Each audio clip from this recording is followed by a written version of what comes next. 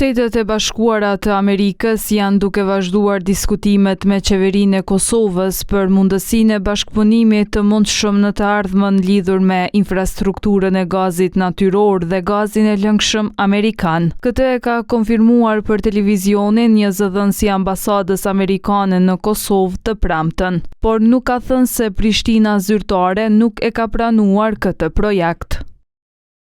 Shtetet e Bashkuara kanë zhvilluar diskutimet e vazhdueshme me qeverinë e Kosovës për mundësitë e forcimit të sigurisë afatgjate energjetike të Kosovës dhe diversifikimit të burimeve të energjisë, përfshirë bashkëpunimin e mundshëm në të ardhmen lidhur me infrastrukturën e gazit natyror dhe gazin e lëngshëm amerikan. Samiti transatlantik për sigurinë e gazit i mbajtur në Washington në fund të muajit të shkurt dëshmoi përkushtimin e Shteteve të Bashkuara dhe partnerëve të saj për zëvendësimin e furnizimeve ruse me energji në Evropë me gazin e lëngshëm amerikan të ofruar nga Amerika. Kosova mund të luajë një rol kyç në këto përpjekje.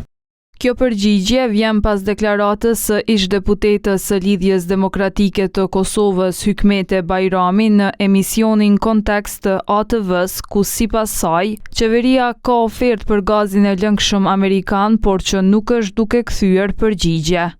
Kurti e ka ofertën e gazit të lëngshëm amerikan, të cilës nuk po jap përgjigje. Nuk ka asë dhe një lloj përgjigje, dhe pyetja është pse. I pyetur për këtë çështje, kryeministri në detyrë Albin Kurti tha se këtë e di më së miri Ministria e Ekonomisë. Ju lutem të drejtoheni te Ministria e Ekonomisë, zonja Artane Rizvanolli do t'ju përgjigjet. Ajo çfarë është në programin e qeverisë sonë dhe të lëvizjes sonë është gasifikimi i linjitit.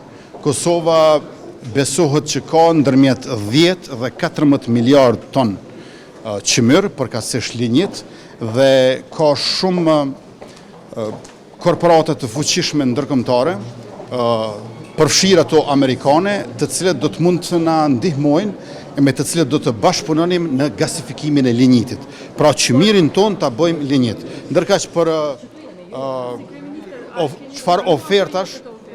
çfarë ofertash ka pas, për këtë më së miri e din Ministria e Ekonomisë. Ministria e Ekonomisë nuk ka kthyer përgjigje për televizionin deri në transmetimin e kësaj kronike. Në vitin 2021, Kosova, udhëhequr nga kryeministri Albin Kurti, vendosi të pezullonte një projekt amerikan për ndërtimin e infrastrukturës së gazit, duke argumentuar se kostoja ishte shumë e lartë dhe se projekti nuk ishte ekonomikisht i favorshëm. Në atë kohë, korporata amerikane sfidat e mijëvjeçarit ofroi një grant deri në $200 milion për zhvillimin e kësaj infrastrukture.